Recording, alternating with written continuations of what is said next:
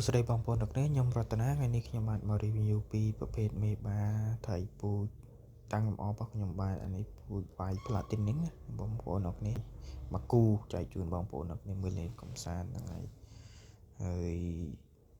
ថៃមកគូនេះគឺជាថៃខ្ញុំប្រកាសផ្ទាល់ដៃដែរហើយសិតតែថៃប្រកាសក្នុងស្រុកយើងណាបងប្អូនហើយពូជពីដំបូងមកគឺយើងនាំចូលទាំងអស់ហ្នឹងមិនថាបងប្អូនដែលចំថៃនៅពេញនៅខេត្តណាដែរនៅគ្រប់ខេត្តគឺយើងនាំចូល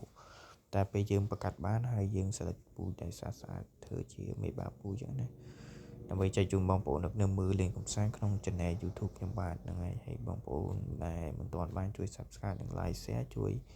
Subscribe Like Share Channel YouTube ខ្ញុំបាទដើម្បីជាកម្លាំងចិត្តដល់ខ្ញុំបាទធ្វើវីដេអូក្រោយៗបន្តទៀតចែកជូនបងប្អូនអ្នកនាងមើលលេងកំសាន្តហើយអ្នកដែលបានជួយ Subscribe និង Like Share